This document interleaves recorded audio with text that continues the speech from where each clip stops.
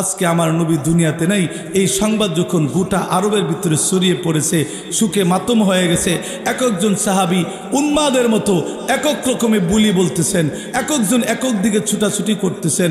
এমত অবস্থায় এই সংবাদ যখন হযরতে বেলালে হাবশী রাদিয়াল্লাহু তাআলা আনহুর কাছে গেছে, হযরতে বেলাল মদিনা থেকে রওনা দিছেন, আমি আর মদিনায় থাকবো না, এই চোখ দিয়া তো আমি আর নবীকে দেখতে পাবো না, আমার আর আজান দেওয়ারও প্রয়োজন নেই। উনি কান্না করতে করতে মদিনা থেকে বের হয়ে চলে গেলেন। আমার নবী দুনিয়াতে নাই, কাজেই মদিনাতে আমার থাকারও কোনো প্রয়োজন নেই।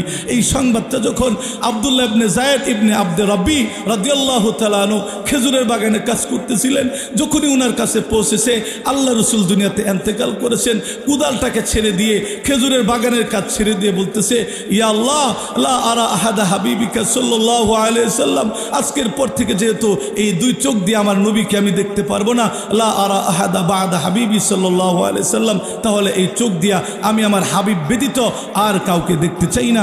যে দুই চোখ দিয়া নবীকে দেখতে পারবো না, যে দুই চোখ দিয়া নবীর কথা শুনতে পারবো না, যে দুই চোখ দিয়া নবীর কাছে যায়া কুদরতি পায়ে তাকাতে পারবো না, হাতে চুমু দিতে পারবো না, এই দুই চোখ দিয়া নবীর একটা হাসি দেখতে পারবো না, আমার এই চোখ দুটো দরকার নাই। আল্লাহুম্মা ইযহাব বাসারি, আল্লাহ আমার দুই চোখকে অন্ধ করে দাও। ফাকুফা বাসারুহু, সাথে সাথে আল্লাহ তাআলা তার দুইটা চোখ অন্ধ করে দিয়েছেন। এমত অবস্থায় যখন হযরত উমরের কাছে পৌঁছেছে এই সংবাদ, আল্লাহ রাসূল দুনিয়া থেকে ইন্তেকাল করেছেন, বিদায় নিয়েছেন, হযরত উমর পাগলের মতো হয়ে গেছেন।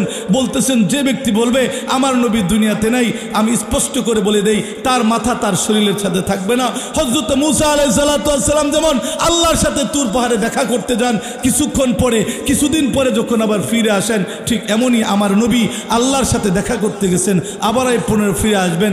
যে বলবে আল্লাহ রাসূল দুনিয়া থেকে ইন্তেকাল করেছে, আমি উমর তার কল্লাটাকে তলোয়ার দিয়ে দ্বিখণ্ডিত করে ফেলবো। যখন এই সংবাদ হযরতে ফাতেমা রাদিয়াল্লাহু তাআলা আনহার কাছে গেছে, উনি বলতেছেন, ফাসুব্বা আলাইয়া মাসাইবা লাউ আন্নাহা সুব্বাত আলাল আইয়ামি সিরনা লায়ালিয়া, যে মুসিবত আমার পিতা ইন্তেকাল কারণে, ফাসুব্বাত আলাইয়া মাসাইবুন, যে বিপদ যে মুসিবত আমার উপর পড়েছে, এই মুসিবতটা যদি আপনার দিনের উপর পড়ে, সিরনা লায়ালিয়া, দিনটা রাতে পরিণত হয়ে যাবে। এইভাবে একজন এককভাবে কান্না করতেছেন, মনের ব্যথা আপনার প্রকাশ করতেছেন। এমত অবস্থায় হযরতে আবু বকর রাদিয়াল্লাহু তাআলা আনহুর কাছে যখন পৌঁছেছে, আল্লাহ রাসূল ইন্তেকাল করেছেন, সবে মাত্র হযরত আবু বকর রাদিয়াল্লাহু তাআলা আনহু কামরা থেকে বের হয়েছেন কিছুটা প্রয়োজনে, যখনই ওনার কাছে পৌঁছেছে আল্লাহ রাসূল ইন্তেকাল করেছেন, এক দৌড়ে হুজরায় চলে এসেছেন। আয়েশা দেখে আল্লাহ রাসূলের চেহারার উপরে চাদর দিয়ে ঢাকা, বলতেছেন, ইয়া রাসূলুল্লাহ, ইয়া হাবিবাল্লাহ, একবার আপনি মৃত্যুর স্বাদ গ্রহণ করেছেন, পুনরায় আপনার মৃত্যুর স্বাদ আর গ্রহণ করতে হবে না। একবার আপনি আল্লাহর ডাকে সাড়া দিছেন, আর আপনাকে আল্লাহর ডাকে সাড়া দিতে হবে না। এই বলে হযরতে আবু বকর রাদিয়াল্লাহু তাআলা আনহু সাথে সাথে উনি আবার চাদর দিয়ে আল্লাহ রাসূলকে ঢেকে দিলেন। এরপরে ঘর থেকে বের হলেন, দেখেন সাহাবায়ে কেরামের উপর অস্থিরতা, একজন একক দিকে ছুটবিটি ঘুরতেছে, একজন এককভাবে মন্তব্য করতেছে। এখন তা মুশরিকরাও এই সুযোগটা কাজে নিতে পারে, এখন তো মুনাফিকরাও এই সুযোগটা কাজে নিতে পারে। হযরত উমরের উন্মাদনা দেখে সুদীর্ঘ একটা ভাষণ দিলেন, বলতেছেন, ও উমর, ফা ইন্নাকা মাইয়িতুন ফা ইন্নাহুম মাইয়িতুন, তুমি কি এই কোরআনের আয়াত পড়ো নাই? নবী আপনি ইন্তেকাল করবেন, যেমন আপনার পূর্বে অনেক নবী দুনিয়া থেকে চলে গেছে, কাজে প্রত্যেকটা মানুষ মরণশীল। আপনিও একদিন মুসার মতো দুনিয়া থেকে চলে যাবেন, আপনি একদিন ঈসার মতো দুনিয়া থেকে চলে যাবেন, আপনি আপনার বাবার মতো, দাদার মতো, সমস্ত উম্মতের মতো একদিন আপনি দুনিয়া থেকে চলে যাবেন। তুমি কি আয়াত পড়ো নাই? হযরত আবু বকর রাদিয়াল্লাহু তাআলা এই ভাষণের পরে হযরত উমর রাদিয়াল্লাহু তাআলা ঠান্ডা হয়ে গেলেন, সাথে করে বসে পড়লেন। সাহাবায়ে কেরামের ভিতরে উন্মাদনা চলতেছে, এই সমস্যার সমাধান আমি কিভাবে করব?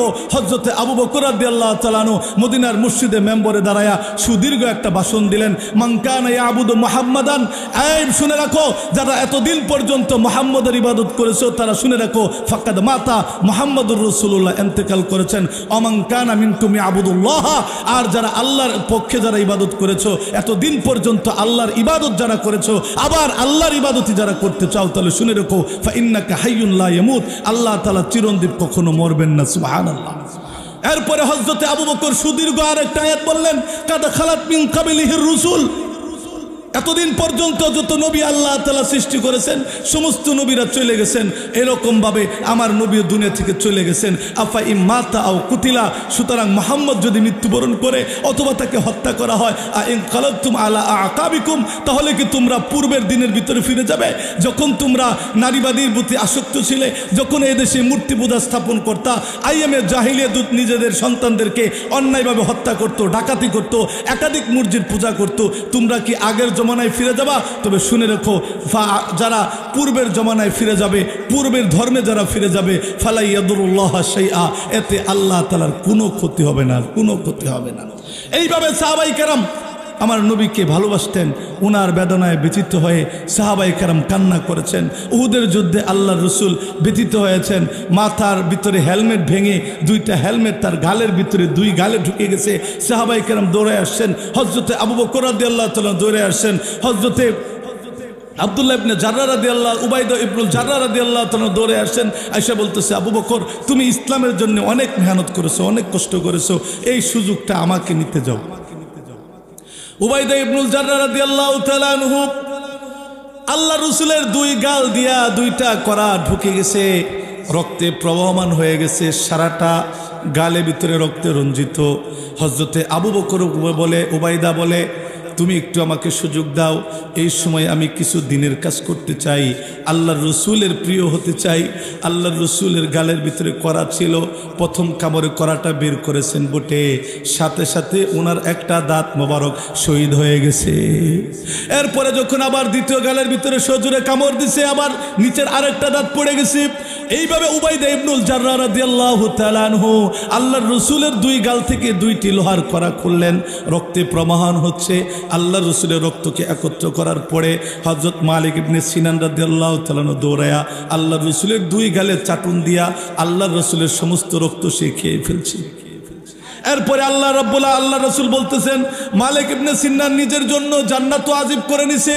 সমস্ত নবীদের রক্ত হলো পবিত্র, এই রক্ত পবিত্র রক্ত তুমি খেয়ে ফেলেছো, আল্লাহ রাব্বুল আলামিন তোমার শরীর কখনো জাহান্নামে দিবে না। এইভাবে চতুর্দিক থেকে যখন তীর আসা শুরু করেছে, আল্লাহর রসুলকে চতুর্দিকে সাহাবায়ে কেরাম বেষ্টন করে রয়েছে।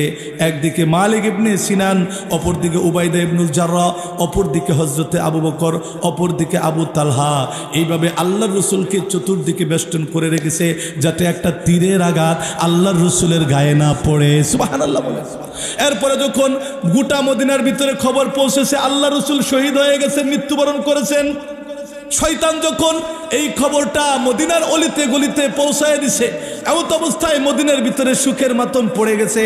এমত অবস্থায় একজন বৃদ্ধ নারী আপনার উহুদের যুদ্ধের প্রান্তের দিকে দৌড় দিছে, বলতেছে মুহাম্মদ সাল্লাল্লাহু আলাইহি সাল্লামকে কাফেররা হত্যা করে ফেলেছে, এই ব্যথা আমি কোথায় রাখবো। আল্লাহর নবীর প্রেমী বৃদ্ধ মহিলা পর্যন্ত মদিনার রাস্তা থেকে বের হইয়া উহুদের প্রান্তের দিকে দৌড় শুরু করেছে। এমত অবস্থায় মহিলাকে বলা হলো, তুমি কোথায় যাও? উনি বলতেছে, আমার মুহাম্মদুর রাসূলুল্লাহর কি খবর? তখন একজন বলল, তোমার সন্তান জিহাদের ময়দানে শহীদ হয়ে গেছে, তোমার ভাই। বলতেছে, এতে আমার কোনো দুঃখ নাই, আমার এতে কোনো কষ্ট নাই, মুহাম্মদের কি খবর? আরেকটু আগালেন, আরেকজন বলতেছে, বুড়িমা কোথায় যান? আপনার পিতা, আপনার স্বামী জিহাদের ময়দানে শহীদ হয়ে গেছে। উনি বলতেছে, এতে কোনো আমার দুঃখ নাই, কিন্তু মুহাম্মদুর রাসূলুল্লাহ কোথায় আছেন এইটা হলো আমার জানার বিষয়। দেখতে দেখতে যখন আল্লাহর রসুলকে যখন কাছে দেখতে পেল, বলতেছে, ইয়া রাসূলুল্লাহ, ইয়া হাবিবাল্লাহ, জিহাদের ময়দানে শুনেছি আমার সন্তান নিহত হয়ে গেছে, আমার স্বামী নিহত হয়ে গেছে, আমার ভাই নিহত হয়ে গেছে, এতে আমার কোনো দুঃখ নাই। যখনই আপনার চেহারাটা দেখেছি সমস্ত কষ্ট আমার দূর হয়ে গেছে। সুবহানাল্লাহ বলেন। সমস্ত কষ্ট আমার দূর হয়ে গেছে, এখন আর আমার কোনো দুঃখ নাই। আপনার চেহারাটা যখন দেখে ফেলেছি, আমি যখন আপনাকে দেখেছি, সমস্ত মুসিবত আমার জন্য তুচ্ছ হয়ে গেছে। এইভাবে হলো সাহাবায়ে কেরাম আল্লাহ রসুলকে ভালোবাসতেন। এইভাবে যদি হাদিস বলতে থাকি সারাটা রাত পার হয়ে যাবে, কিন্তু আমার রাসূলের সম্মান, আমার রাসূলের শান বলে আমি শেষ করতে পারবো না। কিন্তু কপাল পোড়া মুসলমান বাংলাদেশের ভিতরে আসাদ নূর আমার নবীকে নিয়ে ব্যঙ্গ করে, আসাদ নূর আমার নবীকে মরুভূমির ডাকাত বলে, আসাদ নূর আমার নবীকে নারী লুবি বলে এখন পর্যন্ত রাষ্ট্র তাকে গ্রেফতার করতে পারে নাই। কথা বলেন। এখন পর্যন্ত আসাদ নূরকে গ্রেফতার করে জেলখানায় দিতে পারে নাই, অথচ এই আসাদ নূর অনেক কষ্ট দিয়েছে এই দেশের আলেমকে, অনেক বেফাহেসা মন্তব্য করেছে। এই ব্লগার নাস্তিক, সে আল্লাহ রসুলকে নিয়ে বিভিন্ন সময়, ইসলামকে নিয়ে, টুপিকে নিয়ে, দাড়িকে নিয়ে, ইসলামী মূল্যবোধ নিয়ে মুসলমানদের কলিজায় আঘাত করে। বিগত স্বৈরাচার শাসক এই সমস্ত ব্যক্তিদেরকেও দমন করতে পারে নাই, অথচ নিজেকে তাহাজ্জুদ গুজারি বলেছে, অথচ নিজেকে বলেছে তসবিহ হাতে নিয়ে যায় নামাজ নিয়ে আমি সংসদে যাই। কত বাহানাই না সে করেছে, অথচ ইসলামের বিপক্ষে কথা বলেছে, কোরআন হাদিসের বিরুদ্ধে কথা বলেছে। আলেমরা প্রতিবাদ করেছে, আর তসবিহ তাহাজ্জুদের নামে ধর্মাবলম্বী ধর্মান্ধ বলে আলেমদেরকে রাজাকার এবং রাষ্ট্রদ্রোহী ইসলাম বিদ্বেষী ধর্মান্ধ বলে আমাদেরকে জেলখানায় ঢুকেছে, আর নাস্তিক্যবাদী মুরতাদকে ওপেন চলার সুযোগ করে দিছে এই বাংলাদেশে। ঠিক কিনা বলে? এই জন্য আল্লামা জুনায়েদ বাবু নগরী রহমাতুল্লাহ আলাইহি বলতেন, এদেশের সিংহাসন আমি চাই না, এদেশের মন্ত্রিত্ব আমরা উলামায়ে কেরাম চাই না, এদেশের এমন কোন কর্ম ব্যবস্থায় মন্ত্রিত্ব এমপিত্ব কোন জায়গায় আমরা চাই না। আমার এই দেশে ইসলামী মূল্যবোধ সম্মানটা এই দেশে চাই। ঠিক কিনা বলেন?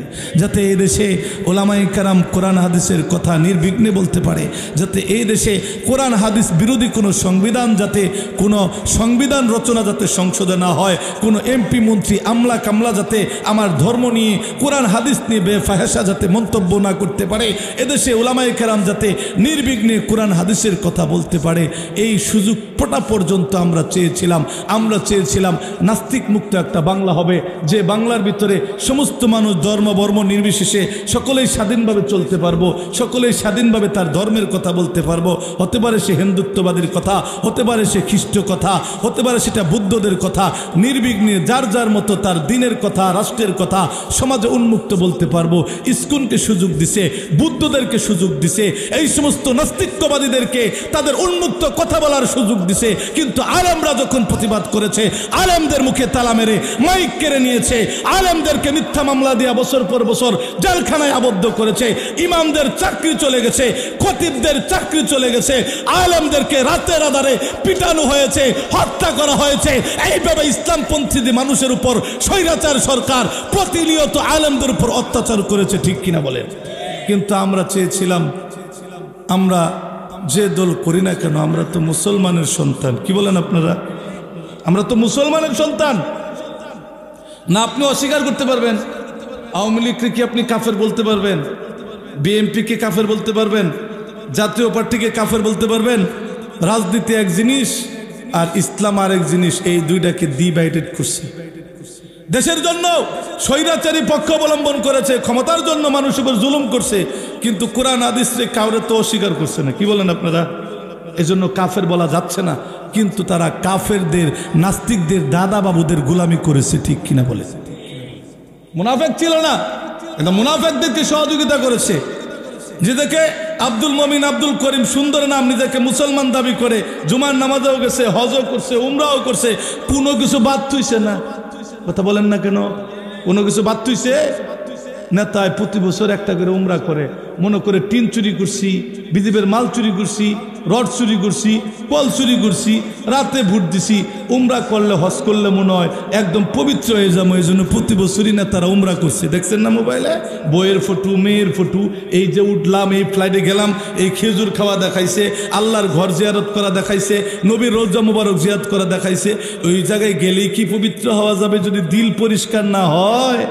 কথা বলে না কেন? সন্ত্রাস এটা ইসলাম কখনো সমর্থন করে না, কিন্তু জিহাদে তারা সন্ত্রাস বানাই লিছে। কথা বলেন না কেন? সন্ত্রাস তো কোনো ধর্মেই পছন্দনীয় না। খ্রিস্টানরাও সন্ত্রাস পছন্দ করে না, ইহুদিরাও সন্ত্রাসী পছন্দ করে না। বুঝতে পেরেছেন? এরকম মুসলমান আমরা যারা, আমরা সন্ত্রাস পছন্দ করি না, কিন্তু জিহাদকে আমরা পছন্দ করি। জিহাদের কথা বলবে, সন্ত্রাসের ট্যাগ লাগাই দিয়া, এদেরকে মাহফিল বন্ধ কইরা, এদেরকে রিমান্ড নিয়া বিভিন্ন রাষ্ট্রের ভিতরে দাদা বাবুদেরকে, আমাদেরকে আল কায়দা, তালেবান, উগ্রবাদী, ফেসিবাদী, ধর্মান্ধ চাবাই চাবাই কইয়া আমাদেরকে দাদা বাবুদের কাছে লজ্জিত করে, ইসলামকে লজ্জিত করে, দাদা বাবুদেরকে খুশি রেখে আপনার দেশের মস্তদে বসে থাকবা, এমন সন্ত্রাস ইসলাম পছন্দ করে না। এমন সন্ত্রাসী কোনো মুসলমান পছন্দ করতে পারে না। ঠিক কিনা বলে? আল্লাহ রসুল এসেছেন সন্ত্রাসের হাতকে ভেঙে দেওয়ার জন্য। আল্লাহ রসুল দুনিয়াতে এসেছিলেন কুফরি মতবাদকে ভেঙে দেওয়ার জন্য। আল্লাহ রসুল মদিনায় গিয়েছিলেন ইসলামকে সংবিধানে বাস্তবায়ন করার জন্য। সাহাবাই কেরাম সেই পক্ষে লড়েছেন, সাহাবাই কেরাম নবীর তরিকায় জিহাদ করেছেন, কুফরি মতবাদকে ভেঙে দিয়েছেন, নাস্তিক্য মতবাদকে ভেঙে দিয়েছেন। আপনার ইহুদিবাদী খ্রিস্টাবাদী যত অপকর্ম আছে, সন্ত্রাসী আছে, সাহাবাই কেরাম প্রতিবাদ করেছেন। কাজেই সন্ত্রাস আমরা নবী যেমন পছন্দ করে নাই, সন্ত্রাস যেমন সাহাবাই কেরাম পছন্দ করে নাই, খেলাফতগণও পছন্দ করে নাই, খলিফাগণও পছন্দ করে নাই, আইম্মে মুস্তাহিদিনও সন্ত্রাস পছন্দ করে নাই, ইমামরাও আপনার সন্ত্রাস পছন্দ করে নাই। আমরা তাদের কিতাব পড়ে আলেম হয়েছি, আমরাও সন্ত্রাসকে পছন্দ করি না, ঠিক কিনা বলেন? বাহরাইন থেকে একটা হাদিস শোনাই। বাহরাইন থেকে কিছু লোক আল্লাহ রসুলের দরবারে আসছে, মদিনায় দরবারে এসে বলতেছে, মোহাম্মদ আমরা বাহরাইন থেকে এসেছি, আপনার কাছে ইসলাম ধর্ম গ্রহণ করব। আপনার অনেক কথা, আপনার অনেক সুনাম, আপনার অনেক বিষয় আমরা শুনেছি, এই জন্য এসেছি। আপনার দিন ধর্মটা ভালো, একত্ববাদের একটা শিক্ষা পাওয়া যাবে। এতদিন পর্যন্ত আমরা মূর্তির উপাসনা করতাম, লাত মুজ্জার পূজা করতাম, বিভিন্ন ফেসিবাদী নারীবাদী কুখ্যাত ডাকাতি এগুলো আমরা করতাম। কাজে আপনার হাতে আমরা বায়াত গ্রহণ করে মুসলমান হয়ে আপনার মদিনায় আমরা বসবাস করতে চাই।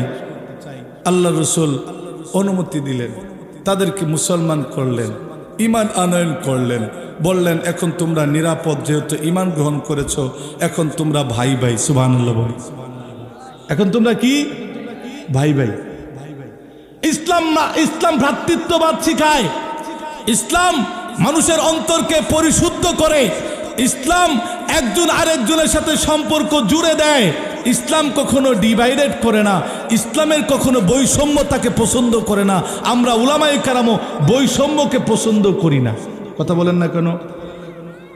আজকে যদি আপনি গাড়ি চালাতে, যদি একটা মানুষ যদি গাড়ির চালক না হতো, তাহলে আপনার গাড়ি চালাতে হতো, ঠিক কিনা বলেন? একজন মানুষ যদি দিন মজুরি কুলিগিরি না করত, তাহলে নিজের মাল নিজে বহন করে চলতে হইতো। একটা মানুষ যদি ড্রাইভারি লাইসেন্স গ্রহণ না করত, তাহলে নিজে গাড়ি কিনে এরপরে ঢাকা যেতে হতো। আজকে যদি আমার এক ভাই যারা নাপিত বলি চুল কাটে, আজকে যদি সে পন্থা যদি অবলম্বন না করত, তাহলে আমার চুল আমার নিজের কাটতে হইতো, ঠিক কিনা বলেন? সব নাইরা দেখা যেত। এই জন্য ইসলাম বলে যারা পরিশ্রমিক, যারা শ্রমিক, আল্লাহ তাআলার কাছে এই দুই হাত বেশি পছন্দনীয়। সুবহানাল্লাহ। শ্রমিকদের অধিকার আল্লাহ রাসূল দিয়েছেন, শ্রমিকদের সম্মান আল্লাহ তাআলা দিয়েছেন। কেন? যদি সে শ্রমিক না হতো, তার কাজটা আমার করতে হতো। সে যদি নাপিত না হতো, তাহলে আমার চুল আমার কাটতে হতো। সে যদি দিনমুড়ি যদি বসইরা কামলা না হতো, তাহলে নিজের কাজ নিজে করতে হতো।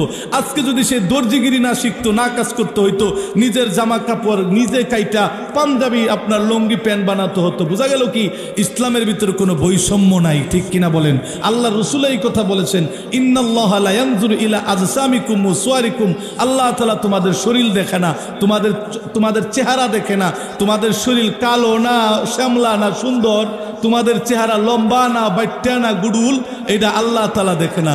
আল্লাহ দেখেন ওয়ালাকি ইয়ানজুরু ইলা কুলুবিকুম ওয়া আমালিকুম।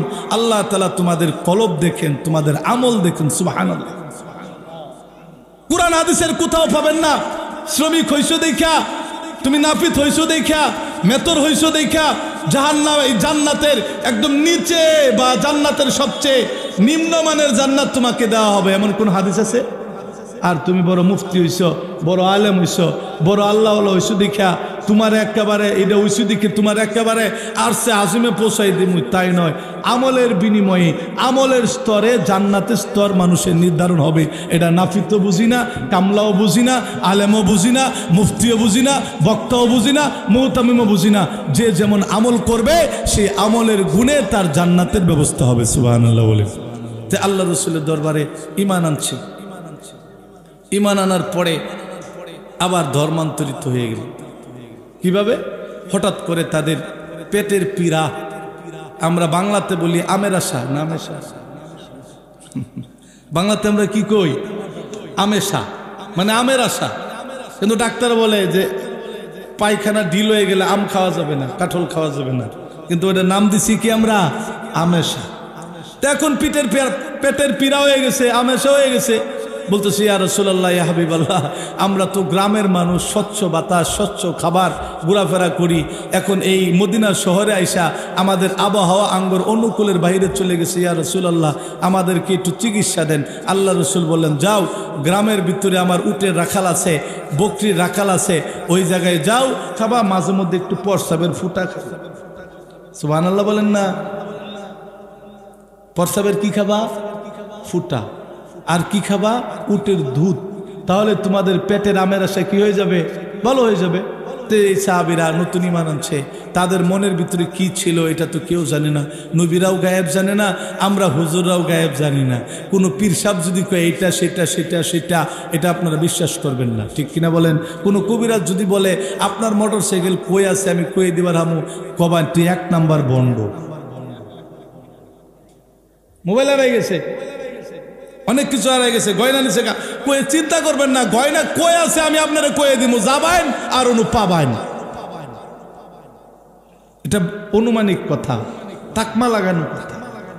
এখন সাহাবায়ে কেরাম ওদিকে যাইয়া নিয়ামতের অশুকরিয়া করছে। পেটের অসুস্থ ভালো হয়ে গেছে, সুস্থ বাতাসে থাকার পরে যখন সুস্থ হয়ে গেছে, তখন এই ইসলাম ধর্ম ত্যাগ করে মুনাফিক হয়ে গেছে, মুরতাদ হয়ে গেছে। মুরতাদ হওয়ার সাথে সাথে উটের রাখালকে মেরে হাত পা কর্তন করে, বিপরীতমুখী হাত পা কর্তন করে কেটে খেজুরের কাটা দিয়া তার চোখকে ফুটা করে তাকে মাইরা এই উট আর বকরি নিয়া বাহরাইনের দিকে রওনা দিছে। এই সংবাদ যখন আল্লাহ রসুলের কাছে পৌঁছেছে, আল্লাহ রসুল সাথে সাথে আপনার সেনাবাহিনী পাঠাইয়া দিচ্ছেন। একটা সাহাবীকে সেনাপ্রধান বানাইয়া দিয়া তাদেরকে ধরে নিয়ে আসার জন্য আসা হলো। এরপরে তাদেরকে ধরে নেওয়া হয়েছে আল্লাহ রসুলের দরবারে। মুসলমান ভাইরারা, আমি যে কথাটা বোঝাতে চাই, ইসলাম কখনো সন্ত্রাসকে পছন্দ করে না, ইসলাম জিহাদকে অনুমোদন দেয়। ইসলাম এক জিনিস, জিহাদ আরেক, সন্ত্রাস এক জিনিস, জিহাদ আরেক জিনিস। কিন্তু বাংলার মুসলমান জিহাদ কাকে বলে, সন্ত্রাস কাকে বলে এটা বুঝে না। ইহুদি খ্রিস্টানরা জিহাদকে সন্ত্রাসের তকমা লাগিয়ে দিছে। বাংলাদেশে যারা রাজনীতি করে তারা জিহাদকে সন্ত্রাসের রূপ দিতে চায়। ইসলামের জন্য যখন মানুষ রাস্তায় বের হয় তখন বহির্বিশ্বে সন্ত্রাসের নিউজ করে।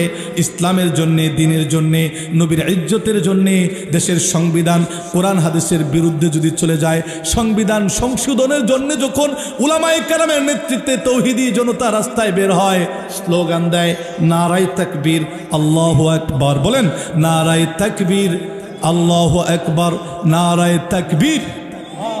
এইভাবে যখন ইমানদার ব্যক্তিরা আলেমদেরকে নিয়ে রাজপথে নামে, ইসলামের অপমাননা আমরা মেনে নিতে পারবো না। নবীর ইজ্জতের হানি নবীর উম্মত হয়ে কখনো মেনে নিতে পারবো না।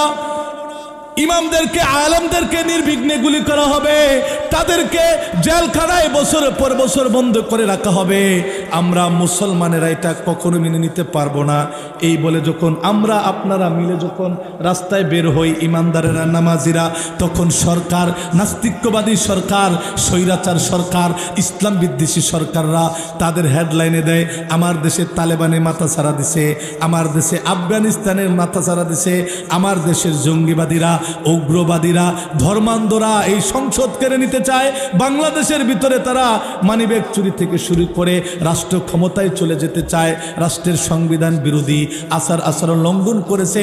বহির্রাষ্ট্রে দাদা বাবুদেরকে খুশি করার জন্য আলেমদের এবং তৌহিদি জনতার ফটো নিয়া বহির্বিশ্বে পত্রিকায় জঙ্গিবাদীরা এবং সন্ত্রাসের তকমা লাগাইয়া দেয়।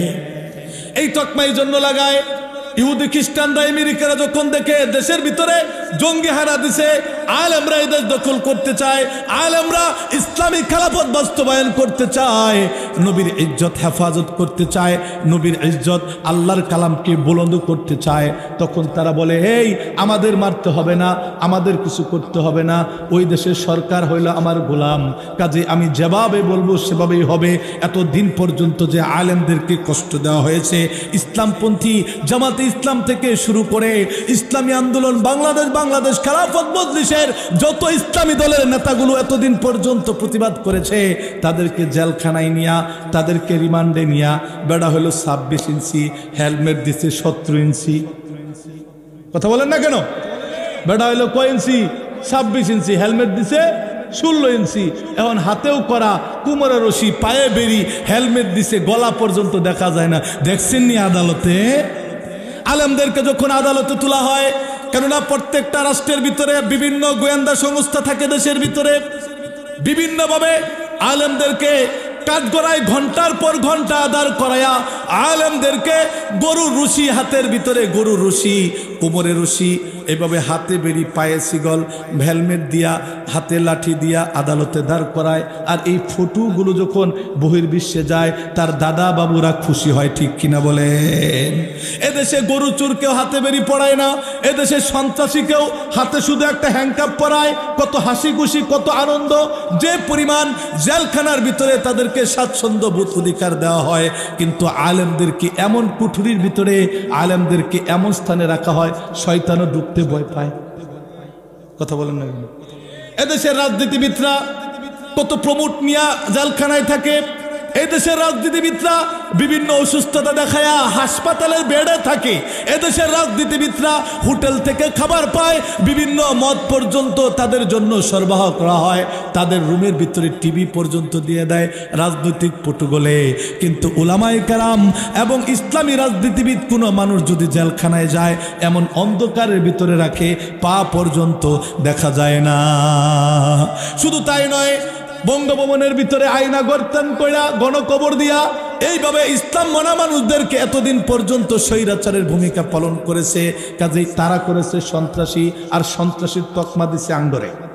কথা বলেন না কেন? এতদিন পর্যন্ত বুট চুরি করছে, খোলামেলাই কই না মিথ্যা বললাম? এতদিন পর্যন্ত বুট চুরি করছে, আপনার টিন চুরি করছে, ইট চুরি করছে, বয়স্ক ভাতা চুরি করছে, চাল চুরি করছে, সব কিছু করছে। আমরা বলে সন্ত্রাস, এরা বলে মুজাহিদ। এই জন্য আমি যে জিনিসটা বোঝাতে চাই, আল্লাহ রসুলের দরবারে তাদেরকে নেওয়া হলো, এবার কি শাস্তি হবে? কেননা তারা সন্ত্রাসী অবলম্বন করেছে। আল্লাহ রসুলের কাছে তারা মিথ্যা ইমানদার সেজে আল্লাহর রসুলের সাথে মুনাফিকি করেছে, ধর্মান্ধ হয়েছে, ধর্মত্যাগী হয়েছে। আল্লাহ রসুলের কোনো দুঃখ ছিল না। একটা মানুষ ইসলাম ধর্ম গ্রহণ করার পরে মুরতাদ হয়ে যেতে পারে, পূর্বের ধর্মে ফিরে যেতে পারে। ইসলাম এই স্বাধীনতা তাদেরকে দেয়, ঠিক কিনা বলেন? আপনি যদি ইচ্ছে করেন, আপনি ইসলাম ধর্ম ভালো লাগে না, অন্য ধর্ম পালন করবেন, ইসলাম আপনাকে চাপ দিবে না। কিন্তু ইসলাম বিষয়ে ষড়যন্ত্র করলে, ধর্মান্ধ হওয়ার পরে, ধর্ম থেকে হওয়ার পরে যদি ইসলামের একটা মূল রুকন নিয়ে যদি খোলামেলা কথা বলেন, যদি ব্যঙ্গ করেন, ইসলাম তখন আপনাকে সার দিবে না। এটি হলো ইসলামের নিয়ম। ইসলাম ধর্ম ত্যাগ করবেন, আবার আমাদের ধর্মের কথা নিয়ে ব্যঙ্গ করবেন, কুরআনুল কারিমে পা রাখবেন, আমার নবীকে নবী নারী লুবি বলবেন, আমার নবীকে মরুভূমির ডাকাত বলবেন, আমার নবীকে কেন একাদক বিবাহ করেছে ব্যঙ্গ করবেন। আসাদ নূর, তুমি কি হয়ে গেছো? তুমি মুরতাদ হয়ে গেছো, এতে আমাদের কোনো মনে দুঃখ নাই। আমাদের দেশে বসবাস করো, কোনো দুঃখ নাই। কিন্তু ইসলামের কোনো বিষয়ে মন্তব্য করলে তোমাকে ছাড় দেওয়া হবে না। আমার মুসলমান ভাইয়েরা, ঠান্ডা মাথায় বোঝার চেষ্টা করুন। আল্লাহ রসুলের সামনে যখন আনা হলো, এরপরে আল্লাহ রসুল কেসাস হিসাবে কি শাস্তি দিবেন? আল্লাহ রাব্বুল আলামিন হযরতে জিব্রাইলকে আল্লাহর নবীর কাছে পাঠিয়ে দিয়েছেন। হযরতে জিব্রাইলকে আল্লাহর নবীর কাছে পাঠানো হলো।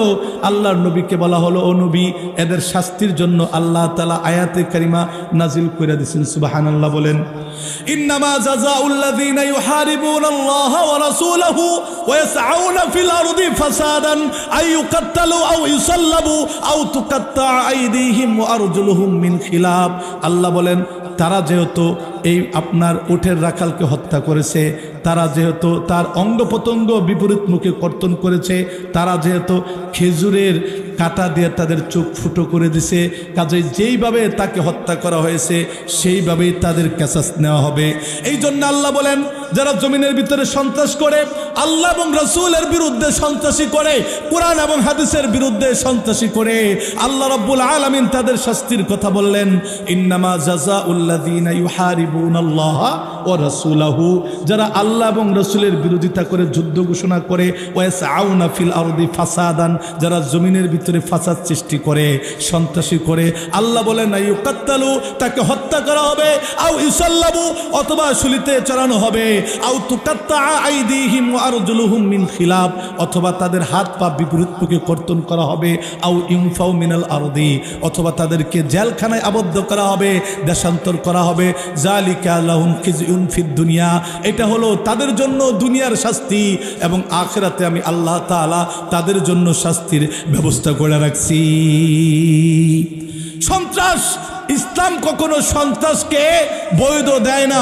আমার নবী যেমন সন্ত্রাসকে বৈধতা দেন নাই, সাহাবাই কেরাম সন্ত্রাসকে বৈধতা দেন নাই, তাবিনগণ সন্ত্রাসকে বৈধতা দেন নাই, তবে তাবিনগণ সন্ত্রাসকে বৈধতা দেন নাই, আইম্মে মুস্তাহিদগণ সন্ত্রাসকে বৈধতা দেয় নাই, খুলাফায়ে রাশিদিনগণ সন্ত্রাসকে বৈধতা দেয় নাই। ঠিক এমনই আমাদের মাযহাবের ইমামগণ কিতাব লিখে গেছেন, সন্ত্রাস কখনো মুসলমানের সন্তানরা করতে পারে না, সন্ত্রাসী ভূমিকায় কখনো আলেমের ভূমিকা থাকতে পারে না, সন্ত্রাসের ভূমিকায় কখনো ইমামের আপনার অবৈধ সম্পর্ক থাকতে পারে না, সন্ত্রাসের বেলায় কোনো আলেমের সম্পৃক্ততা খুঁজে পাবে না, কওমি মাদ্রাসার সন্তানদের সম্পৃক্তের খুঁজে পাবে না, কোনো ইমাম সাহেবের এমন কোনো সম্পর্ক পাবে না যে দেশ বিরোধী কথা বলেছে, ইসলাম বিদ্বেষী কথা বলেছে, কারো জমিন দখল করেছে ক্ষমতার জন্য, রাজত্বের জন্য, কারো বুকে গুলি চালিয়েছে, এমন একটা প্রমাণ আপনারা আলেমদের ক্ষেত্রে দেখাতে পারবেন না। ঠিক কিনা বলেন?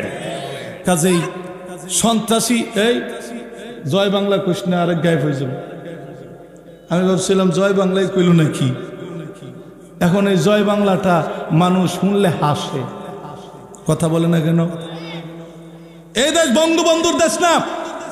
জয় বাংলা মানে কি? জয় বাংলাদেশ বলতে হবে এখন থেকে। জয় বাংলা, এপার বাংলা ওপার বাংলা মিলায় তারা স্লোগান বানাইছে। আমার আব্বাজান বলছে এপার বাংলা ওপার বাংলা মিললে হয়েছে কি জয় বাংলা। জয় বাংলা, জয় বাংলা বলবেন না। জয় বাংলা বলা মানে কি? আন্ধ্র বাংলা, কলিকাতাও বাংলা, মানে এপার বাংলা ওপার বাংলা। ওরা আমাদের এই দেশটাকে তারা করায়ত্ত করতে চেয়েছিল, আমাদের এই দেশকে তাদের প্রদেশ মনে করে। আর আমাদের আফা তাদের কামলা বেডিয়াছিল। ঠিক কিনা বলেন? কামলা বেডিয়াছিল। কাজেই জয় বাংলা কোনো স্লোগান না, জয় বাংলাদেশ বলেন না সবাই? জয় বাংলাদেশ বলেন সবাই, সবাই বলেন জয় বাংলাদেশ। জয় বঙ্গবন্ধু না, এটা হলো এই বাংলাদেশ এখন আল্লাহওয়ালাদের বন্ধুদের। ঠিক কিনা বলেন? আপনারা সবাই আল্লাহওয়ালাদেরকে ভালোবাসেন না? এই দেশ হবে জয় বাংলাদেশ, জয় আল্লাহওয়ালা বন্ধুদের বাংলাদেশ। ঠিক কিনা বলেন? যারা দেশকে ভালোবাসবে তারাই একমাত্র বলতে পারে জয় বাংলাদেশ। যারা দেশের সার্বভৌমত্ব রক্ষা করতে চায় তারাই একমাত্র বলতে পারে জয় বাংলাদেশ। আর তোমাদের জয় বাংলাদেশ কওয়ার যোগ্যতা তোমরা হারিয়ে ফেলেছিলে। ঠিক কিনা বলেন? এদেশের আকাশে বাতাসে মাটিতে দেশের মানুষের রক্ত পড়ে আছে। এই দেশের মাটিতে আল্লাহওয়ালাদের রক্ত পড়ে গেছে। এদেশের মাটিতে আল্লাহওয়ালাদের চোখের পানি পড়েছে। এই দেশের মাটিতে শাপলা চত্বরের আলেমদের রক্ত এই মাটি শোষণ করেছে। এদেশের ছাত্রভাইদের রক্ত এই মাটি শোষণ করেছে। আমার মা বোনদেরকে ইজ্জত হরণ করে রাতের আধারে হলে আপনার ছাত্রী হলে কারেন্ট বন্ধ করে দিয়ে ঘন্টার পর ঘন্টা আমাদের মেয়েদের বন্ধের উপর দর্শনের ছাপ লাগিয়ে দিয়েছো। তাদের রক্ত এই মাটিতে পড়েছে। বিরোধী দলের নেতাদের রক্ত মাটিতে পড়েছে, ছাত্রদের রক্ত মাটিতে পড়েছে। এই রক্ত পড়েছে বাংলার মাটি। বাংলার মাটি আমাদের হবে। কোনো সন্ত্রাসীকে পরবর্তীতে রাষ্ট্র ক্ষমতায় থাকতে দিব না, রাষ্ট্র ক্ষমতায় থাকতে দিব না। চিল্লাই বলেন ঠিক কিনা? তোমাদের রাজনীতি করার কোনো অধিকার নেই। তোমরা দেশের সংবিধান লঙ্ঘন করেছো, এদেশের মানুষের রক্ত চুষে খেয়েছো, এদেশের মানুষের সম্পদ চুষে খেয়েছো, এদেশের মানুষের স্বাধীনতা সার্বভৌমত্বে কথা বলার অধিকার কেড়ে নিয়েছো। তোমাদের রাজনীতি করার এখন আর এই বাংলাদেশের সুযোগ আমি মনে করি বাংলার তৌহিদি জনতা দিবে না। আল্লাহ তাআলা সকলকে বোঝার তৌফিক দান করে।